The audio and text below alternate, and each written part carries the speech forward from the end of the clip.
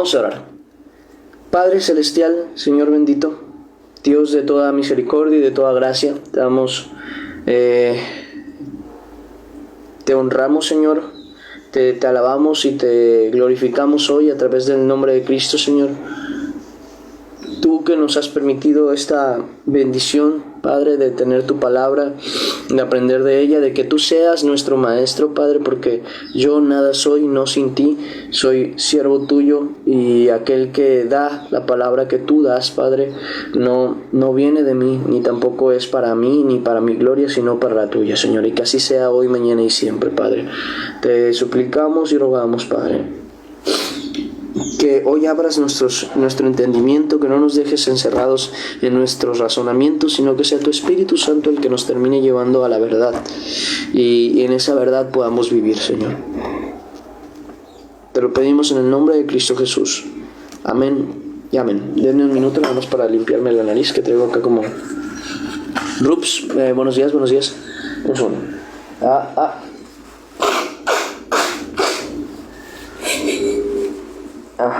Es que ha estado lloviendo mucho. Bueno, ayer en la noche llovió bastante, pero lleva lloviendo desde la mañana, no, desde la tarde de ayer. Entonces ayer en la noche fue donde más llovió, pero gracias a Dios andamos mejor. Nada, me dio como que ese resfriadito que da cuando pasa eso. Buenos días.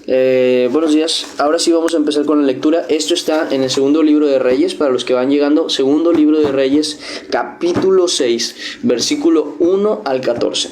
Segundo libro de Reyes, capítulo 6, versículo 1 al 14. Dice de la siguiente manera la palabra del Señor.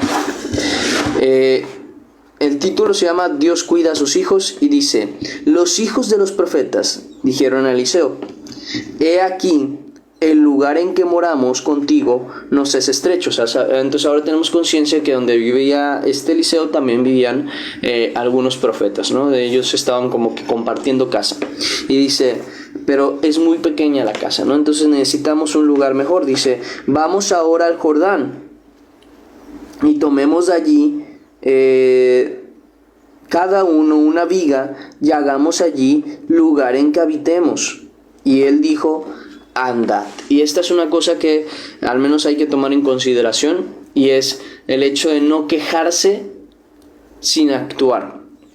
Por ejemplo, estos hombres sabían que la casa era estrecha y que ya al menos no estaban en el espacio. Sabían que Eliseo les había dado el permiso de hospedarlos en su casa, pero era muy pequeña. Ahora imagínense qué tan mal se hubiera visto, por ejemplo, si ellos, a pesar de estar recibiendo hospedaje, a pesar de estar ahí juntamente con Eliseo, se hubieran quejado de que es que no hay lugar, tú por qué nos tienes aquí encerrados. No, al contrario, ellos hicieron lo que era correcto, que es: sabemos que el lugar es estrecho, sabemos que no cabemos aquí, vamos a esforzarnos y vamos a movernos, cada uno tiene que trabajar, vamos y tomemos una viga y construyamos un lugar para vivir allá, ¿no? Entonces el primer punto que quiero matizar o tomar como ejemplo para nosotros es el hecho de que si hay algo que nos incomoda, que no nos parece bien, que creemos que puede mejorar, no lo hagamos en queja sin solución. Yo les doy un ejemplo de esto, ¿vale? Porque a mí me llegó a pasar en la iglesia en su momento, de que yo sabía que había cosas que no estaban bien, pero yo mismo, por medio de, me imagino que de Dios más que nada, cuando tenía esas quejas delante de la iglesia, decía yo: no sirve de nada que yo vaya con el pastor y: pastor, esto no está bien, necesitamos cambiar esto, necesitamos cambiar aquello, si yo antes no doy una solución y me ofrezco para trabajar en ese aspecto. ¿Por qué? Porque lo único que voy a provocar delante de, por ejemplo, del pastor o de esas personas es más trabajo, sin antes haber ofrecido una manera, un servicio o algo con lo que se pudiera ayudar, ¿no? Principalmente es eso. De manera que yo termino siendo solamente me termino convirtiendo en una persona quejumbrosa y no una persona que resuelve un problema y que ayuda en alguna situación. Entonces, es bien importante que tomemos este ejemplo de estos profetas, como ellos, sabiendo que había un problema, una dificultad, sí lo hicieron saber. Primero que nada, no se lo guardaron, pero también con esa misma conciencia y conocimiento que dieron a Eliseo, también también dijeron, oye, pero podemos hacer esto, pero podemos hacer aquello. Yo les doy un ejemplo de una cosa. Hace un tiempo, cuando estaba en el Ministerio de Multimedia, había un detalle, y era que el internet nunca llegaba hasta la parte de abajo. El edificio era de 3 pisos. Era en el segundo y en el tercer piso solo llegaba el internet, porque el internet llegaba desde el tercer piso hacia el segundo, y al primero prácticamente no llegaba. Entonces había allí un problema, había algo que no estaba funcionando. Entonces yo investigando, porque hace tiempo ya había visto, vendían y venden algo que se le llama un repetidor de Wi-Fi. Incluso hasta les puede servir a ustedes. Es un repetidor que lo que hace es extender la señal del internet, y funciona bastante bien. Yo pensé que no iba a funcionar tanto, pero sí, no funciona bastante bien. Lo único que sí es que les recomiendo, si se llegan a comprar uno, es que le pongan el mismo nombre del internet y se hace una sola señal, y eso está más cómodo. Porque si no, porque el mismo aparato como que te pone una señal aparte, te pone un nombre aparte, entonces es como 2 modems y no funciona mucho. Es mejor que se ponga el mismo nombre del internet al modem del repetidor, y eso hace que se vuelva una sola señal. Pero bueno, cosa aparte. El caso es que teníamos ese problema, y yo le dije, no me acuerdo si le dije al pastor, estoy tratando de conseguir un repetidor. Dentro de unas semanas me va a llegar para poder ponerlo y configurarlo. Llegadas esas semanas, llegado ese tiempo, logré ya hacer que llegara, porque lo pedí por internet. Y investigo un poquito cómo se usa, lo pongo y funciona. Y ahí ya nos solucionamos el problema de que el internet no llegara a la parte de abajo, que es donde se hacían los cultos. ¿A qué voy con eso? ¿Había un problema? Sí. ¿Había una dificultad? Sí. ¿Podía quejarme? Entre comillas, sí. Y digo quejarme no como molestia, sino como, oigan, está este problema. Pero yo, antes de poder quejarme, tenía que tratar de dar una solución. ¿Para qué? Para poder no dar más problemas, sino justamente solucionar problemas que ya están latentes. Y eso tiene que ser, y eso lo aconsejo para todos lados, para la casa, para la familia, para ¿cómo se dice?, para el trabajo. Si tú solamente te quejas de los problemas que hay, pero realmente no muestras un interés para cambiar los problemas, para ayudar a solucionarlos, para ofrecerte tú a ayudar con esos problemas, es muy probable que eso se pueda convertir en un murmuro más que en un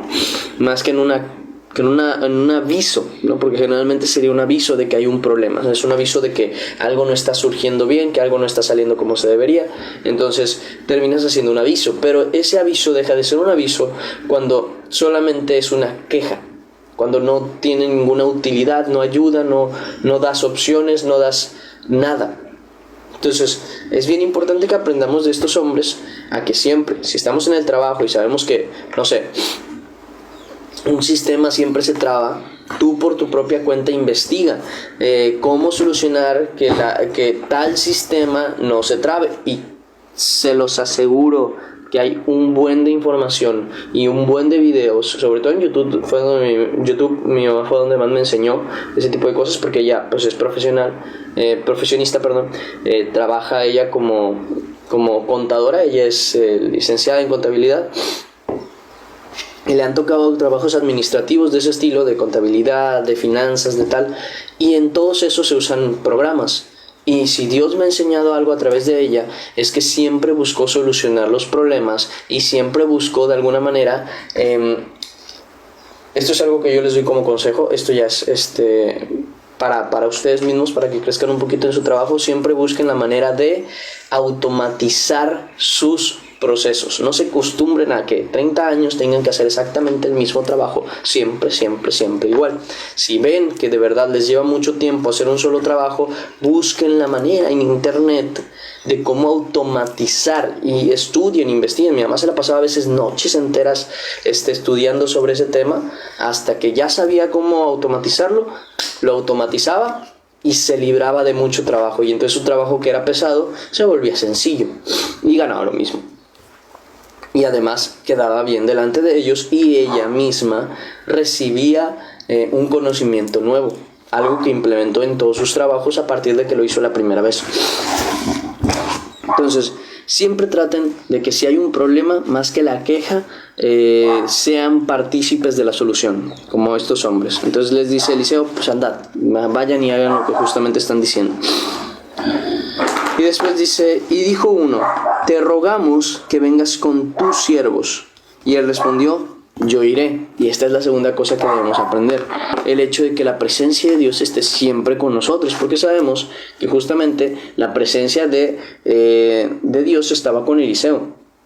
Era notorio y era obvio que la presencia de Dios estaba justamente con Eliseo. Entonces prácticamente no solo le están diciendo, Eliseo, ven con nosotros, sino también están diciendo que el Señor no se aleje de nosotros. ¿Por qué? Ya lo sabemos porque está escrito incluso, si Jehová no edificare la casa, Salmos 127:1, si Jehová no edificare la casa, ya se lo han de saber de memoria, en vano trabajan los que la edifican. Y si Jehová no cuidare la ciudad, en vano vela la guardia. Entonces, sabiendo esto, si Dios va con nosotros, es el primero que nos abre camino, entonces las cosas van a salir bien. Y eso es algo que estos hombres tenían en conciencia, y ahorita van a ver que justamente una de las consecuencias de esa fe fue buena.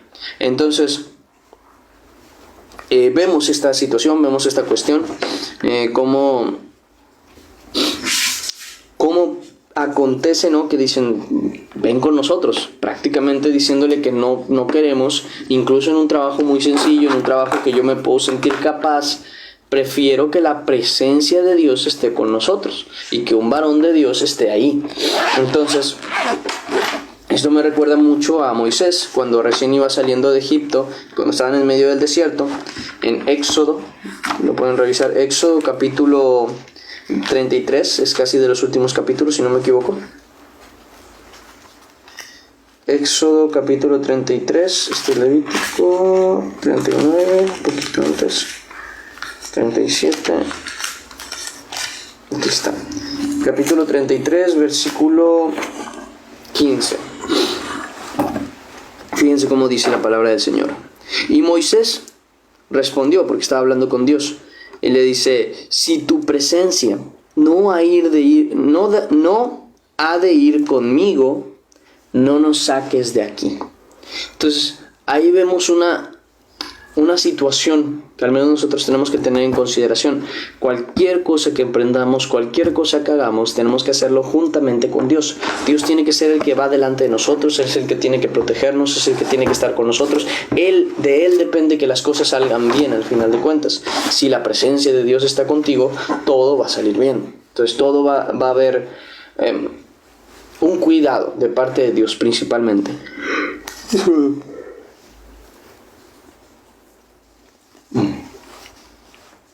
Muy bien, entonces vemos esta cuestión, vemos también que Moisés justamente hacía lo mismo. ¿Y esto por qué? O sea, porque primero que nada tenemos defensa. Si Dios está con nosotros, dice la Escritura, Romanos 8:31, si Dios es con nosotros, ¿quién contra nosotros? Además porque ahorita no los puedo escuchar. Pero si Dios está con nosotros, ¿quién contra nosotros? Romanos 8:31. Y porque en su presencia hay libertad, hay tranquilidad, hay paz. Y esto lo encontramos, por ejemplo, en la segunda carta de Corintios, capítulo 3. Segunda carta a los Corintios, capítulo 3, versículo 17.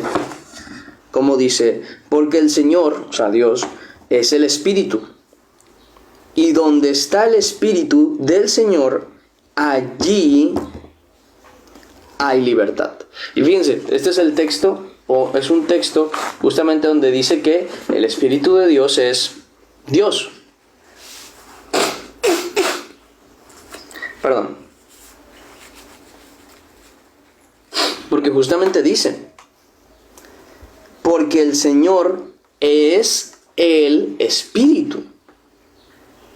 Y donde está el Espíritu del Señor, allí hay libertad.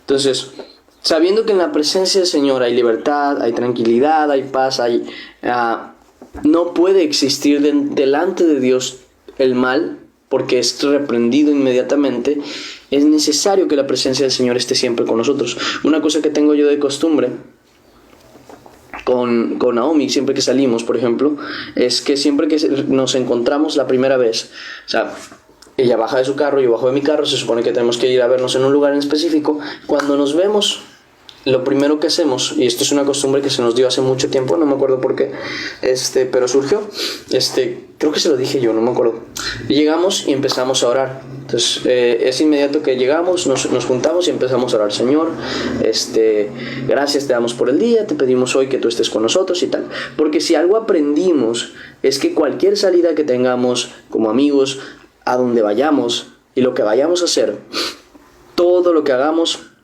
tal y como está escrito, tiene que ser para la gloria del Señor. Y en primer lugar, todo lugar a donde vayamos, no queremos ir solos. No queremos ir ella, yo y los amigos que vayamos alrededor, ya sea, bueno, no, ustedes nos conocen los nombres, Karen, Michelle o quien esté ahí, porque no tiene sentido, no nos ayuda en nada que seamos solo nosotros, al contrario, nos perjudica. Pero si vamos nosotros con Dios, perfecto, lo tenemos perfecto. Es más, justamente se nos hizo no una costumbre, sino que lo hemos hablado de que cuando hagamos esto pase de la siguiente manera. Siempre que hablamos, pues obviamente hablamos ella y yo, ¿no? Tenemos esa costumbre. Pero también que cuando que lo primero que hagamos es algo que se nos quedó ahí como que lo tenemos como meta. Que lo primero que hagamos es obviamente llegar y orar, platicar cómo estás, tal y tal, en lo que nos movemos a un lugar para ponernos a leer. ¿Por qué? Fíjense, les voy a decir por qué. Porque no es que yo esté saliendo a pasear o a caminar o a platicar con ella. No, estoy saliendo yo con el Señor para estar con ella y el Señor juntos. Juntos, no separados, no yo y mi amiga y se acabó, no. Yo, el Señor, mi amiga y yo. No puede estar una salida si en mi casa Dios tiene que estar conmigo, en mis salidas Dios tiene que estar conmigo. Y si yo voy solo, no voy solo, voy con Dios. Y si voy con amigos, no van mis amigos solo conmigo, van conmigo y con Dios. Y eso es algo que tiene que estar siempre. Entonces tenemos mucho esa costumbre y decidimos leer la Biblia de primeras, como primera actividad al sentarnos ya en un lugar, porque así como ella y yo platicamos, queremos también que Dios platique con nosotros. Entonces el leer la Escritura es como si en ese momento nos sentáramos para escuchar al Señor y que Él nos hablara. Entonces lo tomamos como esa referencia, ¿no? Como de, si tú y yo vamos a estar hablando todo el día, porque esa es la idea, ¿no? Ver cómo estamos, porque a veces no nos vemos una semana, 2 semanas o cosas así. Si tú y yo vamos a estar platicando de cómo nos ha ido y cómo nos fue hoy y tal, necesitamos también platicar con el Señor. Que el Señor nos platique a nosotros. Primero darle lugar a Él para que Él nos hable. Primero darle lugar a Él para que Él hable. Él tiene que ser el primero que hable, sí. Él es el principal, ¿no? Entonces, lo primero que hacemos es llegar y orar. Luego nos movemos a un lugar en donde podamos sentarnos a leer. Y ya que estamos leyendo, ya que terminamos la lectura, pueden ser 1, 2, 3, 4, 5 capítulos. Ya que terminamos la lectura, que dijimos, bueno, ya hasta aquí está bien. Ya leímos lo que teníamos que leer o tal cosa. Miren, fíjense cómo, cómo nos manejamos. Yo creo que es por el toque que me da a mí, principalmente. Llegamos al capítulo, aquí está. Si llegamos al capítulo y tiene título, ahí lo podemos dejar. Pero si pasamos del capítulo y no tiene título, tenemos que seguir leyendo porque da toque dejarlo ahí. Entonces seguimos leyendo hasta terminar el tema. Y si en el siguiente capítulo, por ejemplo, no hay título, ahí seguimos leyendo hasta que llegamos al capítulo en el que sí hay título. Y ahí terminamos. Listo, leímos lo que teníamos que leer. No sé por qué, pero bueno, funciona. Al final de cuentas funciona. Siempre o lo cerramos en 5, de 1 a 5, o lo cerramos en un número.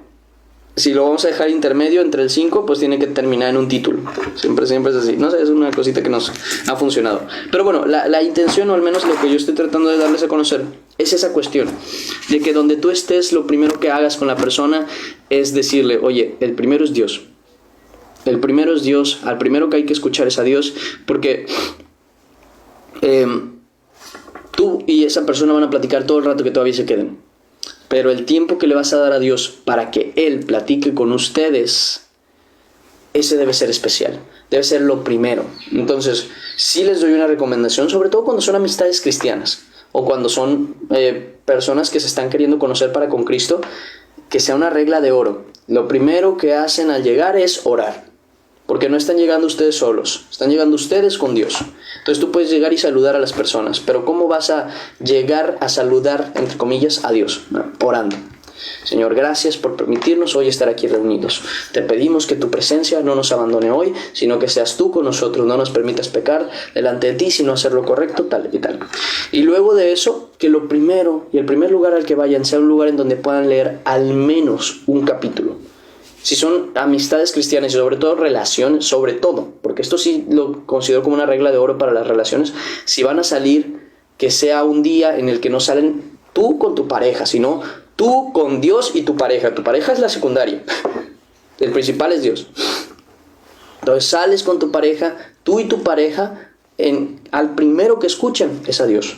O sea, el primero que tienen que escuchar, se ponen a leer los dos juntos. Yo, por ejemplo, en el caso de mis amistades, generalmente a veces salimos de 3 o solo yo y Naomi, somos los que más salimos, pero si no es el caso, es yo, Naomi, Michelle, Michelle no hemos salido hace mucho, Karen, antes salíamos con este muchacho, necesito mandarle mensaje. Bueno, el caso, siempre era de que, pero vamos a leer. Y leíamos 1 o 2 capítulos como mucho y terminábamos, y entonces ahora sí cualquier cosa que ya nosotros fuéramos a hacer la hacíamos, pero lo primero era Dios, lo primero era darle ese lugar, ¿no? De primicia. Entonces eso se los recomiendo como una regla de oro que tomar ustedes para sus salidas, para sus encuentros, para sus amistades, que siempre lo primero sea Dios. Y yo creo que Dios ha bendecido mucho los días, las interacciones y todo ese tipo de cosas justamente por ese honor, esa fidelidad, ese amor que le hemos tratado de dar siempre, y ese lugar que siempre tratamos de darle como del primero. Entonces se lo recomiendo bastante. Entonces estos hombres hacen exactamente lo mismo. Le dicen a Eliseo, oye, pues sí vamos a ir, sí vamos a trabajar, pero tú ve con nosotros, necesitamos que vaya la presencia del Señor con nosotros. Y entonces fíjense, aquí está la consecuencia. Dice, y se fue con ellos, y cuando llegaron al Jordán cortaron la madera, empezaron a trabajar. Y aconteció que mientras uno derribaba un árbol, se le cayó el hacha en el agua, y gritó, diciendo, ¡ah, Señor mío, era prestada! Eran caras. Dice, el varón de Dios preguntó, ¿dónde cayó? Y él le mostró el lugar. Ahorita es como más sencillo, creo que un hacha cuesta incluso 100 y algo, 200 pesos mexicanos, tendrían que convertirlo a donde ustedes estén. No es tan cara. Bueno, es cara, sí te lleva un cachote de la semana, pero no es tan cara como para preocuparse así, pero en aquel tiempo no es lo mismo, ¿saben? Entonces, en aquel tiempo sí era una dificultad complicada, el hecho de que se te perdiera un material, una herramienta que de por sí no era tuya. Y dice, el varón de Dios preguntó, ¿dónde cayó? Y él le mostró el lugar. Entonces cortó él un palo y lo echó allí e hizo flotar el hierro. Fíjense cómo está la cuestión de que justamente que fueran sabios y llevaran al varón de Dios con ellos, hizo que uno de ellos tuviera bendición, vamos a decirlo así, sin perjudicarse. Entonces, ¿qué tan importante es que nosotros pongamos... Esa no es mi gata, pero... Bueno, ¿qué tan importante es justamente que nosotros pongamos a Dios en primer lugar y que siempre lo llevemos con nosotros a donde sea que vayamos? A nuestro trabajo, a nuestra escuela, a tal lugar, siempre llevar al Señor. Una cosa que también les recomiendo para los que van a la universidad, llévense una Biblia. Miren, yo en su momento me conseguí una Biblia así, pequeña, para poder pues llevarla a la mano, ¿sabes? Como que no es muy difícil. Entonces, a la hora del receso, también yo no me juntaba con mucha gente, la verdad. A la hora del receso yo llegaba, me sentaba en un lugar, agarraba la Biblia y me ponía a leer. Y ahí estaba yo durante el receso, después de haber comido, o antes de comer incluso me ponía a leer. Y ahí estaba yo un rato.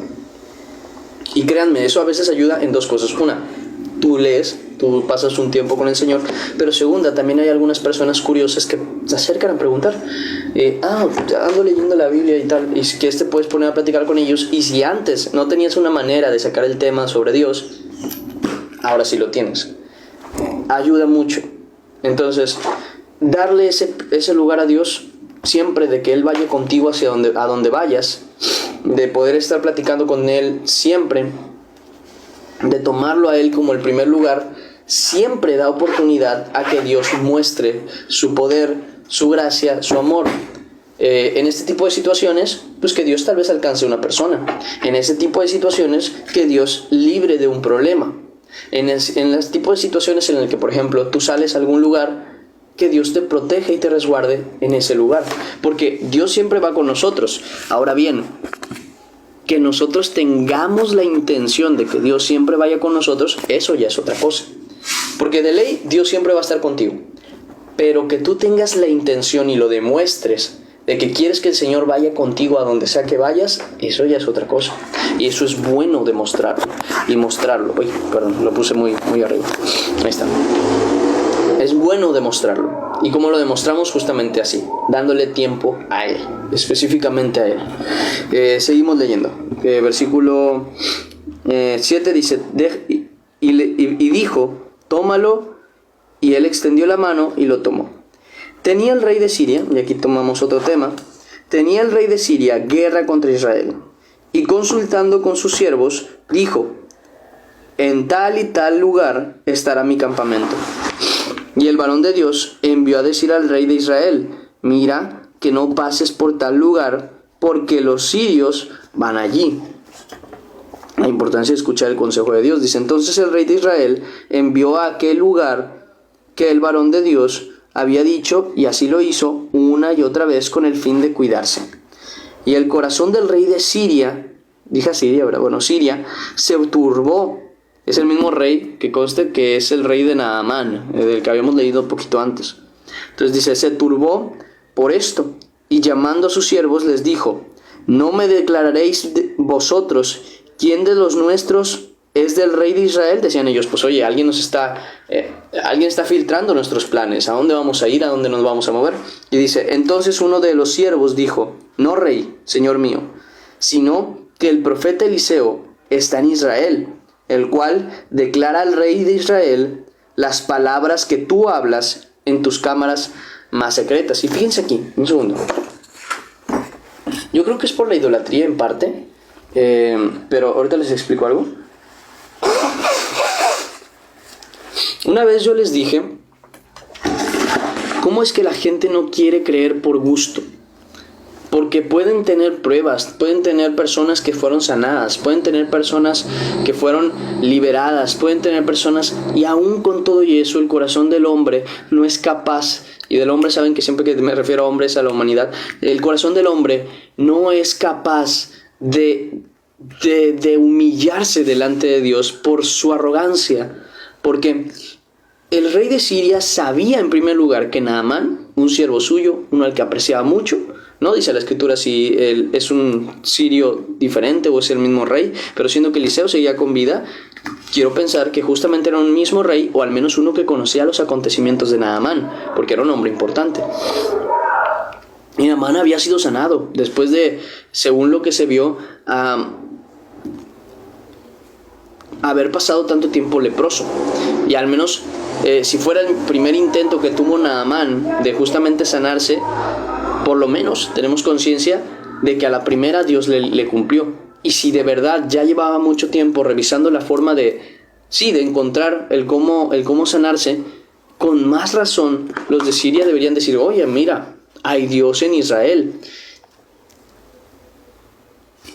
Pero el corazón de ellos no se humilla delante de Dios a pesar de tener pruebas. Porque muchas veces hay personas que dicen, no, si yo tuviera una prueba de que Dios existe, si yo viera milagros, y existen. ¿Sabes cuál es el detalle?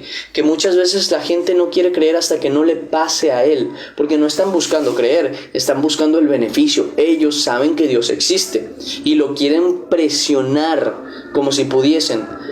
diciéndole, pues si existiera, a mí me daría, a mí me ayudaría, no pasaría esto, no pasaría aquello, queriendo que Dios haga lo que ellos quieren que hagan, como si ellos tuvieran dominio sobre Dios, cuando sabemos que es totalmente lo contrario, lo opuesto. Dios es el que tiene dominio sobre nosotros. Y el rey de Siria, acabo de decir Asiria, el rey de Siria justamente tiene el mismo problema en su corazón. Sabía que Naamán había sido sanado. Con saber que Naamán había sido sanado, ya se entiende que es un Dios misericordioso.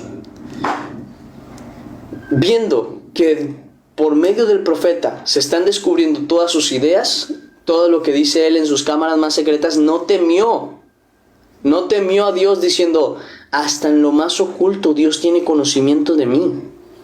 Estamos hablando de que ese Dios es omnipresente, lo sabe y lo ve todo, es omnisciente también. Y no temió de Dios, sino que, como dice el siguiente versículo, y él dijo, id y mirad dónde está, para que yo envíe a prenderlo. Y le fue dicho, he aquí que él está en Dotán. Entonces envió el rey allá gente de a caballo y carros y un gran ejército, los cuales vinieron de noche y sitiaron la ciudad.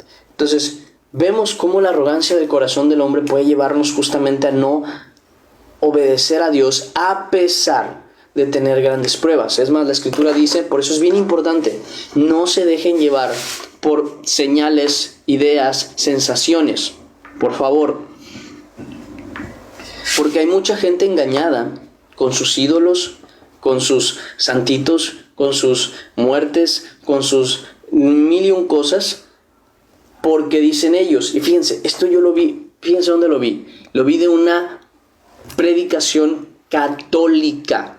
Era un muchacho católico, era un ¿cómo se llaman ellos?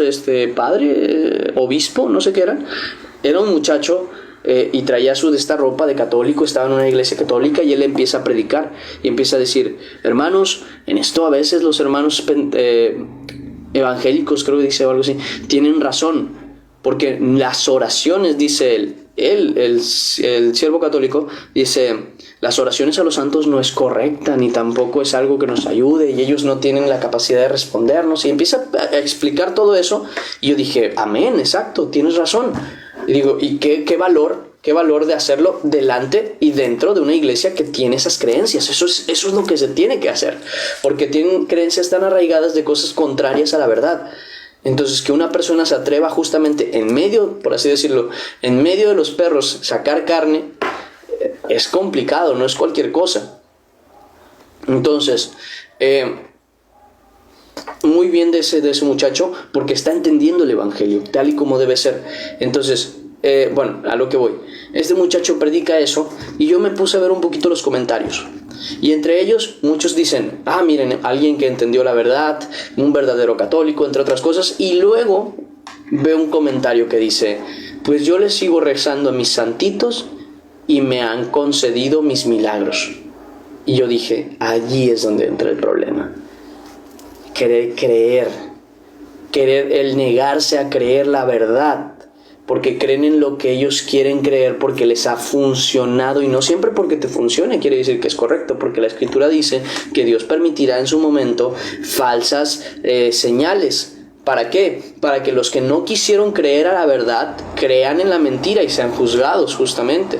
O sea, tú recibiste el evangelio de la verdad, pero tú decidiste creer lo que tú querías creer, porque tienes pruebas. Es que aunque no tuvieras pruebas, justamente también le creerías a ellos, porque si hay algo que Dios ha mostrado, es que las pruebas, las demostraciones, las señales, no son confirmaciones de una fe. Al contrario, muchas veces son solamente demostraciones de que tu necedad es más grande de lo que piensas. Y te digo el ejemplo de por qué. Porque la Escritura habla de Lázaro y el rico, como uno va al cielo, al menos al seno de Abraham, así se le llama, y otro va a la llama de fuego. Y el que está en la llama de fuego, que es el rico, le dice a Abraham, a padre Abraham, le dice, manda, te pido a Lázaro para que avise a mis hermanos, porque tengo 5 hermanos o algo así, dice. Y dice, no van a creer. Y dice, No, padre Abraham, yo sé que si alguien se levantara de los muertos, dice él, creerían. Que dice, pues es que cómo no van a creer en algo tan obvio. ¿Y qué le dice Abraham? A Moisés tienen, o sea, tienen la palabra. Si no quieren creer a ella, no van a creer ni aunque se levanten de los muertos y prediquen. ¿Eso qué quiere decir? ¿Qué te está diciendo? Si tú no aprendes a creer en la verdad del Evangelio, en la palabra escrita que es de Dios, es bien difícil, sino que imposible, que tú puedas creer aunque veas un milagro. Eso nos lleva a ¿qué? Que si tú no le crees a la palabra, eso es algo que a mí me ha tocado y es muy triste porque a lo mejor lo van a notar ustedes. Yo tengo fe que siguen leyendo la Biblia por su propia cuenta y que van a seguir aprendiendo y avanzando, y que un día de estos van a decirme, hey, ya terminé la Biblia, me tardé 1 año y medio, me tardé 2 años, me tardé tanto, pero ya la terminé. Y bueno, decía, si algo vamos a ver, sobre todo las personas que somos más de tratar de hablar con la palabra, porque hay un texto justamente que dice eso, dice el que hable conforme a las palabras de Dios. Y es que la gente se va a negar a escuchar. Muchas veces la gente se va a negar a escuchar. Hubo una persona que yo conozco a la que le pasó con un pastor, bueno, sería una pastora más bien, con una pastora. Empezó a hablarle de una situación y le dice, es que mire pastora, hay un versículo en la Biblia que dice, no, entonces no me salgas con eso, porque si te vas a poner así, tal. Porque no quieren recibir la palabra. Y ahí es donde entra siempre un problema. Entonces, si tú mismo no aprendes a creerle a Dios a través de su palabra, da igual cuántos milagros vayas a ver, no le vas a querer creer. No, yo sí le creería. No lo vas a hacer. Si no le puedes creer a su palabra, no le vas a creer a sus señales. No le vas a creer porque la palabra, dice la Escritura, la palabra que yo os doy es espíritu y es vida. Si tú no logras sentir la palabra del espíritu, más bien, si tú no la logras vivir, si tú no la quieres vivir, si tú no la recibes, porque hay gente que la escucha pero no la recibe. Si tú no recibes la palabra que es espíritu y es vida, simple y sencillamente no hay ni espíritu ni vida en ti. Así que da igual las señales que veas, que las señales no son espíritu y vida, son señales. Lo que es espíritu y vida es su palabra. Es más, me voy a darles un consejo porque ya aquí terminamos la lectura de hoy. Les voy a dar un consejo. Hermanos, aprendan a recibir la palabra, venga de quien venga y venga como venga. Porque he visto gente que ha dicho, no, es que si yo recibiera la palabra más suave, con amabilidad, con amor, es que no importa si la recibes como un golpe. Tú tienes que recibir la palabra de Dios, y les voy a explicar por qué. Dice la Escritura que la palabra de Dios es como una espada de 2 filos. La espada no se siente bonita cuando se encaja en la piel. No se siente bonita cuando llega hasta el tuétano, hasta el hueso. La espada duele. Incluso dice la Escritura también que el hombre sabio, sus palabras son como medicina. Y luego, por nuestra ignorancia, fíjense, aquí sí entra un contexto, pensamos en las medicinas de hoy. Que las medicinas saben que saben a cereza, saben a dulce, saben así como que buenas, ¿no? Pero no, en aquel tiempo, sobre todo en aquel tiempo, no existían pastillas. Existían medicinas, eran brebajes, eran cosas que se tomaban. Y eran amargas. Dolían en el estómago, te amargaban el estómago, pero te sanaban. Así es la palabra del Señor, es dura, duele en muchas ocasiones, pero te sana si la tomas. No te dan ganas de tomarla como cualquier medicina, pero si la tomas, te recupera, te sana, te aliviana, te libera del problema que traes. Es como las inyecciones, ¿no? La medicina pero en inyección. sabes que cuando te encajen en la inyección y te dejen caer el líquido, muy probablemente, ya sea la inyección o el líquido, te va a doler. Pero sabes que lo necesitas, porque creo que nadie se inyecta por gusto, casi todos se inyectan porque es lo más rápido. Yo no me inyecto porque no me dan ganas de que me vean la pompi, pero generalmente cuando ya te inyectan es cuando ya traes muy avanzada una enfermedad o algo por el estilo, y siempre duele. Pero así es la palabra de Dios, como medicina del hombre sabio. Fíjense, la palabra de Dios es como medicina. ¿Quiere decir que te va a doler? No.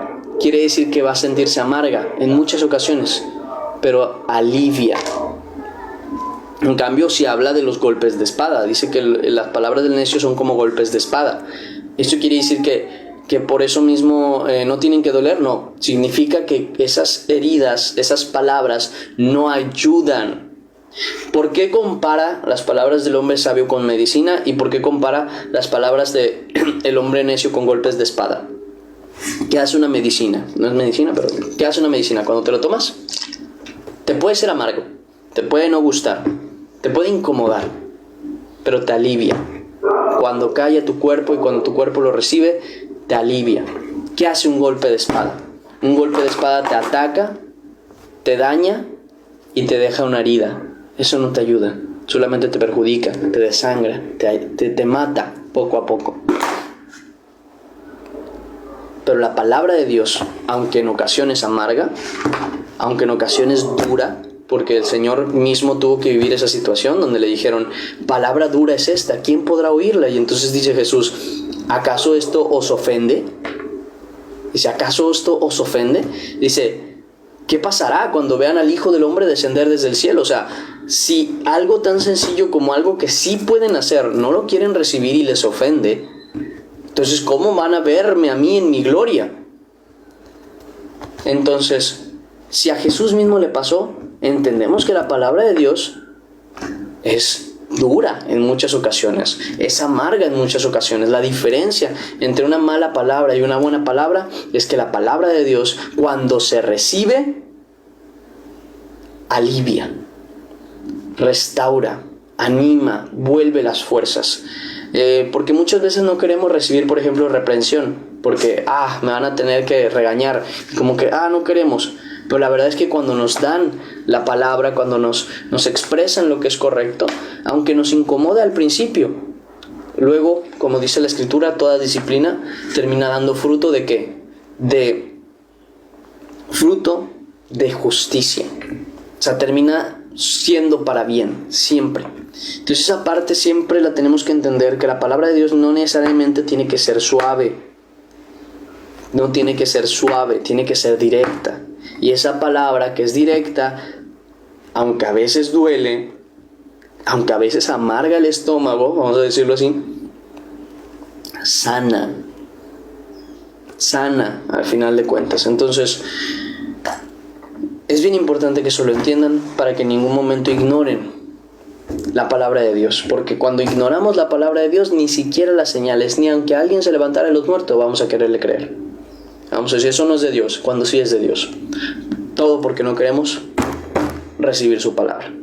Solo queremos recibir lo que quisiéramos recibir y todo lo demás lo dejamos de lado.